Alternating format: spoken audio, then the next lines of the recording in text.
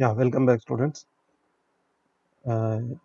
In the earlier classes, I discussed about the organic manures in manuring, and at last we had learned the advantages of organic manures. And in this class, we are going to discuss about the chemical fertilizers. So, according to Food and Agriculture Organization of United Nations, the chemical fertilizers are the single most important contributor to increase agriculture productivity.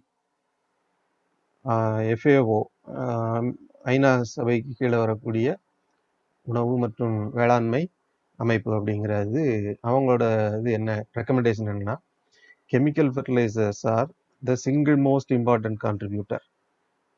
அதுதான் வந்துட்டு ரொம்ப முக்கியமானது. வேதி உரங்கள் தான் எதுக்கு? To increase agriculture productivity. விவசாயத்தில் வந்து உற்பத்தி அதிகரிக்கணும்னு சொல்லி சொன்னால் அதுக்கு வந்து கெமிக்கல் ஃபெர்டிலைசர் தான் ரொம்ப அவசியமானது அப்படின்னு சொல்லி சொல்லியிருக்காங்க. ஸோ இதில் என்னென்ன கெமிக்கல்ஸ் முக்கியம் அப்படின்னு சொல்லி பார்த்தீங்கன்னா இந்த NPK, nitrogen, phosphorus and potassium, these are the major inorganic chemical fertilisers and these are the drivers of modern agriculture. டிரைவர்ஸ்னால் இன்னைக்கு இருக்கக்கூடிய விவசாயத்தை வந்துட்டு, நவீன விவசாயத்தை வந்துட்டு முன்னோக்கி எடுத்துகிட்டு போகிறது வந்து இந்த நைட்ரஜன், ஃபாஸ்பரஸ், பொட்டாசியம் அப்படிங்கிற வேதி உரங்கள் தான், inorganic chemical fertilizers. And the continuous and intensive agriculture leads to acute shortage of nutrients. Continuous, தொடர்ச்சியான, இன்டென்சிவ் அக்ரிகல்ச்சர், தீவிர வேளாண்மை.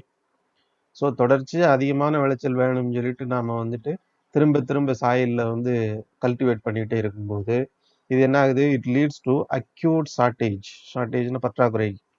அக்யூட் ஷார்ட்டேஜ்னா ரொம்ப தீவிர பற்றாக்குறைக்கு ஆளாகுது. that is the nutrients are depleted in the soil. These depleted nutrients must be replenished regularly. So சாயிலில் வந்து தீவிர வேளாண்மை நம்ம நடைமுறைப்படுத்துறதுனால திரும்ப திரும்ப நம்ம வந்து அங்கே பயிர் செஞ்சுக்கிட்டே இருக்கிறதுனால மண்ணில் இருக்கக்கூடிய சத்துப்பொருட்கள் எல்லாமே குறையும். அப்போ குறைஞ்சிருச்சுன்னா அப்பப்போ நம்ம அந்த குறைஞ்சதை வந்துட்டு ரெப்ளனிஷ் பண்ணணும், அதை புதுப்பிச்சுக்கிட்டே அங்கே உள்ள ஆட் பண்ணிகிட்டே இருக்கணும். And synthetic or chemical fertilisers are derived from. ஏன் கெமிக்கல், அதாவது ஃபெர்டிலைசர் போடணும்னா இதுதான், தீவிர வேளாண்மை காரணமாக மண்ணில் வந்துட்டு சத்து பொருள் குறைஞ்சிக்கிட்டே போகும், ஊட்டச்சத்து. அப்போ அதை நம்ம அப்பப்போ மண்ணில் ஊட்டச்சத்து போட்டுகிட்டே இருக்கணும். So synthetic or chemical fertilisers, சிந்தட்டிக்னா செயற்கை, கெமிக்கல் ஃபெர்டிலைசர் வேதி உரங்கள். They are derived from non living sources. குறிப்பாக வந்து பார்த்தீங்கன்னா இது வந்து நான் லிவிங், உயிரற்ற பொருட்கள் இருந்து கிடைக்கக்கூடிய ஒரு ஃபெர்டிலைசர் தான் இந்த chemical fertiliser. And these are manmade, மனிதனால் உருவாக்கப்பட்ட உரம்.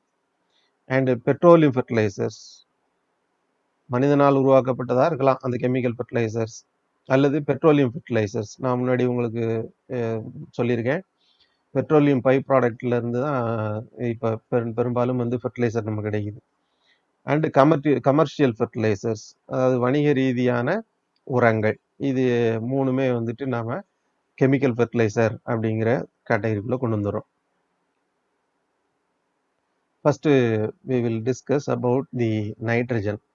So nitrogen is considered as the most important nutrients, and the presence of nutrients is in soil is very small amount. மண்ணில் வந்து ரொம்ப ரொம்ப 0.1% to 0.5%. அப்படின்னா என்ன அர்த்தம்? அதாவது 100 கிராம் சாயில் எடுத்தீங்கன்னா, சாயில் 100 கிராம் எடுத்தோம் அப்படின்னு சொல்லி சொன்னால் அதில் வந்து பார்த்தீங்கன்னா 0.1 கிராம்ல இருந்து 0.5 கிராம் வரைக்கும் தான் நைட்ரஜன் வந்து அங்கே இருக்கும். ரொம்ப ரொம்ப கம்மியான அளவு இருக்கக்கூடியது. ஆனால் லீஃபுக்கு வந்து லீஃபில் எவ்வளோ இருக்கும் அப்படின்னு சொல்லி பார்த்தீங்கன்னா 1.5 to 3.5%.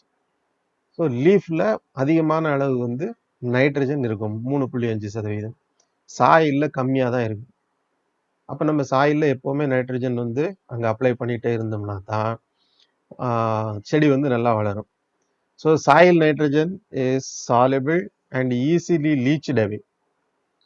மண்ணில் இருக்கக்கூடிய நைட்ரஜன் சத்து வந்து பார்த்தீங்கன்னா அது வந்து தண்ணியில் கரையக்கூடியது. லீச்ட் அவே அப்படின்னு சொல்லி சொன்னால் மண் அரிப்பு மூலமா அந்த தோட்டத்துல இருந்து மழை பெய்யும் போது அரிச்சு வெளியில போயிடும். And it is also lost by volatilisation. நம்ம முன்னாடியே சொல்லியிருக்கோம் வாலட்டலைசேஷன்னா என்ன அப்படின்னு சொல்லிட்டு.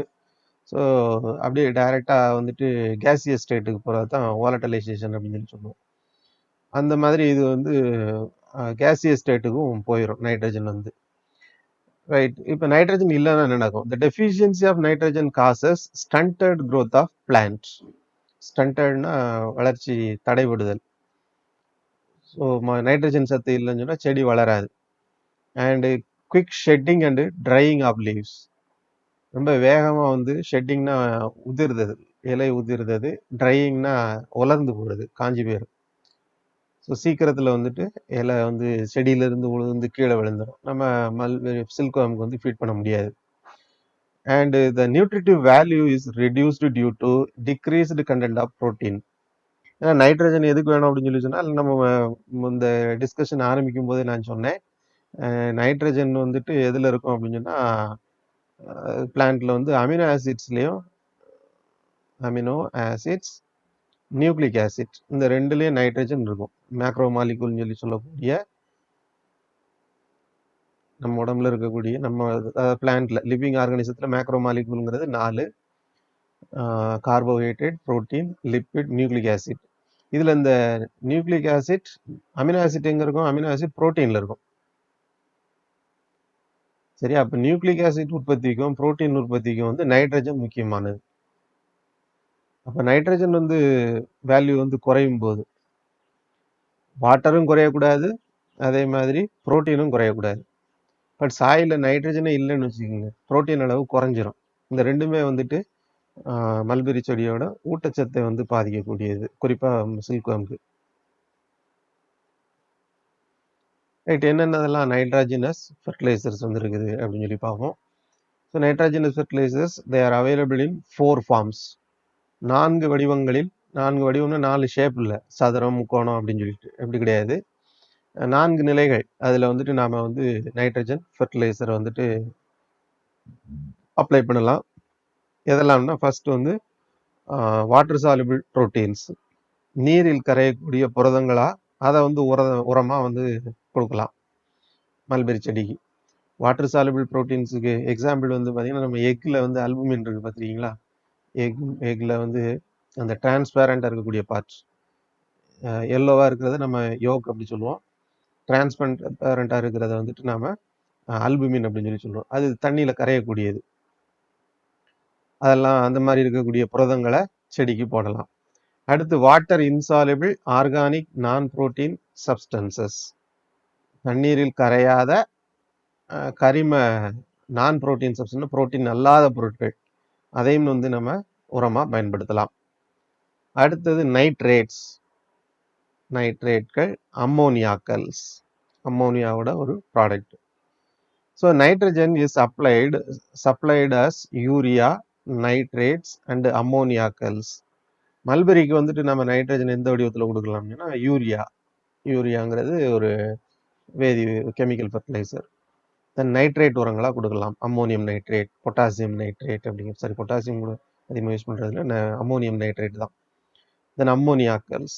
Mulberry absorbs nitrogen either as the ammonium ion or the nitrate ion. Ammonium ion NH4 NH3 plus அதாவோ அல்லது நைட்ரேட் அயான் NO3 மைனஸ், இந்த மாதிரி 2 வடிவத்தில் வந்துட்டு மல்பெரி வந்து எடுத்துக்கணும். அப்போ ரெண்டுமே வந்து பார்த்தீங்கன்னா அம்மோனியம் கூட ப்ளஸ் இருந்ததுன்னா இது கூட இன்னொரு ஏதாவது ஒரு சப்ஸ்டன்ஸ் அது கூட சேர்ந்துருக்கணும். இங்கே மைனஸ் இருக்குது. அதே மாதிரி இதுவும் வேற ஒரு பொருள் கூட சேர்ந்து தான் உரமாக இருக்கும். அப்போ இந்த வடிவத்தில் தான் வந்து அதாவது சாயிலில் வந்து அம்மோனியம் அயானாக இருக்கணும் அல்லது நைட்ரேட் அயானாக இருக்கணும். அப்படி தான் வந்து பிளான்ட் வந்துட்டு அதை எடுத்துக்கிட முடியும் மல்பெரி. ஸோ இதெல்லாம் வந்து பார்த்திங்கன்னா நம்ம பாப்புலராக மல்பெரியில் பயன்படுத்தக்கூடிய அக்ரிகல்ச்சரில் யூஸ் பண்ணக்கூடிய ஃபெர்டிலைசர்ஸ். அம்மோனியம் சல்ஃபேட், நம்ம சொன்னோம் இல்லையா, அம்மோனியம், அது யூரியா, அடுத்தது ammonium nitrate, ammonium sulphate nitrate, calcium nitrate, calcium ammonium nitrate, ammonium chloride, sodium nitrate, calcium cyanamide, anhydrous ammonia. இந்த மாதிரி வேறு வேறு பொருட்கள் வந்துட்டு நைட்ரஜன் உரமா நாம பயன்படுத்தலாம். இதுல எதுல நைட்ரஜன் அதிகமா இருக்குன்னு பார்த்தீங்கன்னா, யூரியால தான் 44 to 46% of nitrogen. 100 gram urea எடுத்தீங்கன்னா அதுல 46 கிராம் வரைக்கும் நைட்ரஜன் வந்து அதுல இருக்கும். அப்ப அந்த அளவுக்கு வந்துட்டு நைட்ரஜன் அதிகமா இருக்கக்கூடியது யூரியா. யூரியாவுக்கு அடுத்தது பாருங்க, அதுக்கு பக்கத்துல இருக்கிறது அம்மோனியம் நைட்ரேட். அதை விட கடைசியில் ஒன்று இருக்கு பாருங்க, அன்ஹைட்ரஸ் அம்மோனியா. இது வந்து 82%. பட் இதை வந்து காஸ்ட்லி, நம்ம அதை வந்து ஃபீல்டில் அப்ளை பண்ண முடியாது. அதிகமாக உற்பத்தி பண்ணக்கூடியது இதில் எதுன்னு பார்த்தீங்கன்னா யூரியா, அம்மோனியம் நைட்ரேட். நம்ம மல்பெரியிலையும் இந்த ரெண்டு தான் அதிகமாக பயன்படுத்தக்கூடியது. Right, the form of nitrogen application. Nitrogen உரங்களை நம்ம எப்படி பயன்படுத்துறது? So it depends on the soil type, availability of fertilizer and the cost. இந்த மூணையும் பொறுத்து தான் நம்ம வந்துட்டு என்ன எப்படி நம்ம வந்துட்டு மண்ணில் அந்த நைட்ரஜன் உரத்தை சேர்க்கறதுங்கிறது. ஃபர்ஸ்ட் சாயில் டைப், நம்மகிட்ட என்ன வகையான மண் அங்கே இருக்குது. ரெண்டாவது அவைலபிலிட்டி ஆஃப் ஃபெர்டிலைசர், நம்ம இடத்துல என்ன உரம் வந்து கிடைக்குங்க, அது ஒன்று. அடுத்தது காஸ்ட், எல்லா உரமும் கிடைக்குது அப்படின்னு சொல்லி சொன்னால் காஸ்ட் எஃபெக்டிவாக இருக்கணும். அந்த மாதிரி காஸ்ட்டும் ஒரு முக்கியமானது. So alkaline form of nitrogen is preferred for acidic soil. தோட்டத்தில் இருக்கிற சாயிலோட பிஹெச் வந்து குறையா இருந்ததுன்னா அங்கே வந்துட்டு அல்கலைன் ஃபார்ம். அல்கலைன் என்னது? பிஹெச் வந்து 7க்கு மேலே இருக்கக்கூடிய நைட்ரஜன் ஃபெர்டிலைசர் அப்ளை பண்ணலாம். Suppose if it is acidic form for alkaline soil, மண்ணில் உப்புத்தன்மை அதிகமாக இருந்தது அப்படின்னு சொல்லி சொன்னால் அங்கே அசிடிக் ஃபார்மில் இருக்கக்கூடிய நைட்ரஜன் நம்ம அப்ளை பண்ணலாம். And neutral fertilisers for other types. இந்த ரெண்டையும் தவிர மீறி இது இருக்கக்கூடிய மண் வகைக்கு வேறு வகையான நைட்ரஜன் ஃபெர்டிலைசர்ஸ் வந்து நம்ம யூஸ் பண்ணலாம். அதாவது முந்தின டேபிளில் இருந்துச்சு இல்லையா, அதுல இருந்து நம்ம செலக்ட் பண்ணணும். So application of sodium containing fertilisers may be avoided. Sodium nitrate, sodium வரக்கூடிய உரங்களை வந்து பயன்படுத்தக்கூடாது. Because excess sodium leads to poor soil structure. மண்ணில் அதிகமான அளவு வந்துட்டு நீங்கள் சோடியத்தை சேர்க்கும்போது சாயிலோட டெக்ஸ்சரே அது வந்து பாதிக்கும். And drainage in long run. ட்ரைனேஜ்னா என்னது? அது கழிவாக தான் வெளியில் போகுது. அதனால அந்த சோடியம் உரங்களை வந்துட்டு நைட்ரஜன் உரங்களை நம்ம பயன்படுத்தக்கூடாது. அடுத்தது phosphorus. So phosphorus deficiency leads to stunted growth. இதுவுமே வந்து பார்த்தீங்கன்னா வளர்ச்சியை வந்து பாதிக்கக்கூடியது. And the leaves are very small and they are dark green in colour. லீஃபோட சைஸ் சின்னதாக இருக்கும் ஃபாஸ்பரஸ் குறைபாடுனால. டார்க் கிரீன் கலரில் லீஃபோட கலர் வந்து மாறி இருக்கும். And bolted leaves appear reddish purple. Folder leaves, அந்த நம்ம ஏற்கனவே உங்களுக்கு ப்ராக்டிக்கலில் வந்துட்டு நம்ம ஒரு 3 வகையான லீஃப் வந்து கலெக்ட் பண்ண சொல்லியிருந்தேன். அதில் வந்து பார்த்தீங்கன்னா அந்த பிரான்ச் அவுட் ஆகிற இடங்கள்ல அங்கே தான் ஓல்டர் லீவ்ஸ் இருக்கும். அந்த லீவ்ஸ் எல்லாம் பார்த்தீங்கன்னா ஒரு மாதிரி ரெட்டிஷ் பர்பிள், ஒரு ரஸ்டி ப்ரௌன் மாதிரி, அப்படி ஒரு மாதிரி கலரில் மாறி இருக்கும் ஃபாஸ்பரஸ் குறைபாடு இருந்ததுன்னா. And fertilisers occur either in the water soluble form or in the citrate soluble form. Phosphorus உரங்கள் வந்துட்டு தண்ணியில் கரையக்கூடியதாக இருக்கும் வாட்டர் சாலுபிள் ஃபார்ம், அல்லது சிட்ரிக் ஆசிட்ல கரையக்கூடியது சிட்ரேட் சாலுபிள் ஃபார்ம். இந்த ரெண்டு வடிவத்தில் வந்துட்டு பாஸ்பேட் ஃபெர்டிலைசர்ஸ் வந்து கிடைக்குது. வாட்டர் சாலுபிள் பாஸ்பேட் ஃபெர்டிலைசர்ஸ் இதுதான் நம்ம அதிகமாக பயன்படுத்தக்கூடியது, தண்ணீரில் கரையக்கூடிய பாஸ்பரஸ் உரங்கள். இது எப்படி பயன்படுத்தலாம் அப்படின்னு சொல்லிங்கன்னா, அதில் வந்து 2 வகை, simple super phosphate or triple super phosphate அப்படின்னு சொல்லிட்டு 2 வகையான பாஸ்பேட் ஃபெர்டிலைசர் இருக்குது. ஒன்று வந்து based on the solubility, water soluble and citrate soluble. இது சாலுபிலிட்டி வச்சு. அடுத்தது நம்பர் ஆஃப் பாஸ்பேட் மாலிகூல் அதில் எத்தனை இருக்கும் அப்படிங்கிறத வச்சு simple super phosphate, triple super phosphate, triple super phosphate அப்படிங்கிறது. ஸோ இதில் இந்த வருவத்தில் மட்டும் பார்த்தீங்கன்னா it is 90% of phosphorus is present and it is also quickly effective. That means the plant will take up the phosphorus very quickly if you use simple or triple super phosphates. And another category is the citrate soluble fertilizers. The example are the bone meal, எலும்பு இருக்கு இல்லையா, அந்த மக்கி போன எலும்பு, rock phosphate, பாறை உப்பு அப்படின்னு சொல்லி சொல்றது. அடுத்தது வந்து பேசிக் பாஸ்பேட் ஸ்லாக் அப்படின்னு சொல்லி சொல்லக்கூடிய தேர்டு கேட்டகரி. இதுல இந்த பேசிக் பாஸ்பேட் ஸ்லாக் அப்படிங்கிறது they are used for acidic soils. So the third one is the potassium. Potassium நல்லா தெரியும் உங்களுக்கு, அதோட சிம்பிள் வந்து நமக்கு கே போடுவோம். ஸோ அப்போ நைட்ரஜன், பாஸ்பரஸ், பொட்டாசியம், மூணாவது வர்றது potassium. And potassium is essential for sustained yield of quality mulberry leaves. Sustained ஈல்டுனானது நீடித்த விளைச்சல். இப்போ போட்டிருக்கோம், போட்டு ஒரு 3 மாதம் கழிச்சு ஹார்வெஸ்ட் பண்ண போறீங்க, அடுத்த 3 மாதத்துக்கு விளைச்சல் இல்லாமல் இருந்துடக்கூடாது. நம்ம உரம் போட்டுகிட்டே இருக்கணும், நமக்கு எப்போவுமே வந்துட்டு லீஃபோட ஈல்டு வந்து குறையாமல் கிடைச்சிட்டே இருக்கணும். ஸோ அதனால நம்ம வந்து இட் இஸ் இந்த பொட்டாசியம் இருந்துச்சுன்னா மட்டும்தான் அந்த மாதிரி நமக்கு லீஃப் வந்து நல்ல தரமான லீஃபாக கிடைக்கும், சத்து வந்து குறைபாடு இல்லாமல். And it is required for the formation of woody parts of the plant. woody parts அப்படின்னு சொல்லி சொல்றது அந்த ஸ்டெம் இருக்கு இல்லையா, ஸ்டெம் தண்டு பகுதி வளர்ச்சி நல்லா வளர்ச்சி அடைஞ்சு வரணும் அப்படின்னு சொல்லி சொன்னால் this potassium is essential. And it is applied as potassium sulphate. Potassium வந்து என்ன வடிவத்தில் நம்ம உரமாக பயன்படுத்தலாம்னா பொட்டாசியம் சல்ஃபேட்டாக கிடைக்கும், potassium metasulphate or muriate of potash. மியூரியேட்டுங்கிறது பொட்டாசியம் குளோரைடு, அதான் மியூரியேட் ஆஃப் பொட்டாஷ் அப்படின்னு சொல்லி சொல்கிறோம். இதில் the last one muriate of potash அப்படிங்கிறது it is hygroscopic. What is hygroscopic? They are susceptible to moisture. ஈரப்பதம் இருந்துச்சுன்னா அந்த பொட்டாஷ் வந்து அது கூட வாட்டர் கூட ரியாக்ட் பண்ணி வேற ஒரு பொருளாக மாறிடும். ஃபார் எக்ஸாம்பிள் உங்கள் வீட்டில் ஃபுட் சப்ளிமெண்ட்ஸ், இந்த ஹார்லிக்ஸு, பூஸ்ட், இந்த மாதிரி இதெல்லாம் நீங்கள் ஒரு நாள் ஓப்பன் பண்ணி வச்சிங்கன்னு வச்சுக்கோங்க, ஒரு 2 நாள் அப்படியே கட்டி மாதிரி ஆயிரும். அல்லது நீங்களே கையில் தட்டிட்டு வாயில் போட்டுட்டு கையில் எச்சிலோ அல்லது ஈரமோ இருந்ததுன்னு சொன்னால் அது நல்லா ஒட்டிக்கிடும். நீங்கள் கையில் தட்டி வாயில் தான் போட்டிருப்பீங்க, அந்த டைமுக்குள்ள அது வந்து அப்படியே தண்ணியோட ரியாக்ட் பண்ணி அப்படியே ஒரு பேஸ்ட் மாதிரி ஆகி ஒட்டிக்கிடும். Like cement also. சிமெண்ட் அப்படி தானே, தண்ணி ஈரம் பட்டுருச்சு அப்படின்னு சொல்லி சொன்னால் கல் மாதிரி கட்டி மாதிரி ஆயிடும், பவுடராக இருக்குது.